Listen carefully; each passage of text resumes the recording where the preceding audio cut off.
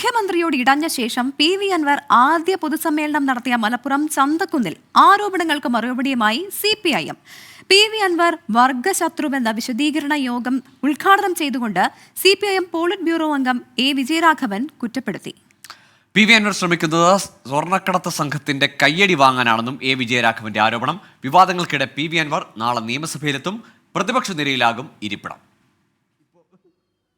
പ്രതികൂല കാലാവസ്ഥയിലും നൂറുകണക്കിന് പ്രവർത്തകരെ ചന്തക്കുന്നിൽ അണിനിരത്തിയാണ് CPIM അൻവറിന് മറുപടി പറഞ്ഞത്.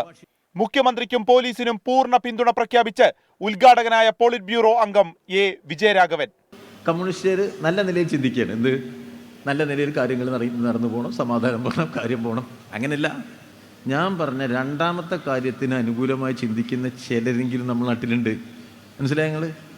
അവരുടെ കയ്യടി കിട്ടുന്ന പ്രവർത്തനം കമ്മ്യൂണിസ്റ്റുകാർ നടത്താറില്ല. ആ പ്രവർത്തനമാണ് ആര് നടത്തിയത്?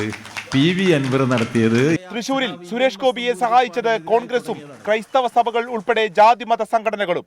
സുരേഷ് ഗോപിയും ഭാര്യയും രാവിലെ പള്ളിയിൽ പോയി പാടുകയായിരുന്നുവെന്ന് A. വിജയരാഘവന്റെ പരിഹാസം.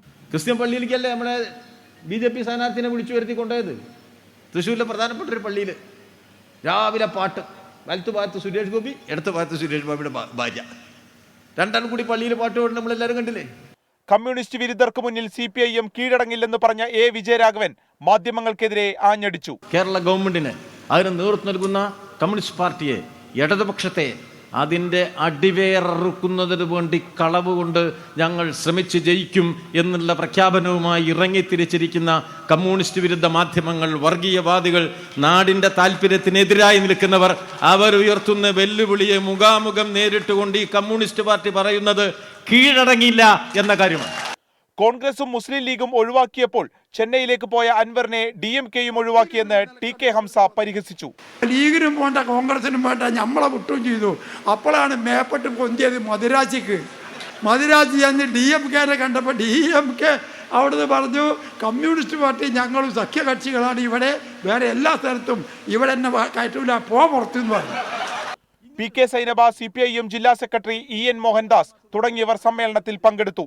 വിവാദങ്ങൾക്കിടെ പി.വി. അൻവറിന്റെ വീട് സന്ദർശിച്ച് വാർത്തകളിൽ നിറഞ്ഞ നിലമ്പൂർ ആയിഷയെയും CPIM വേദിയിലെത്തിച്ചു.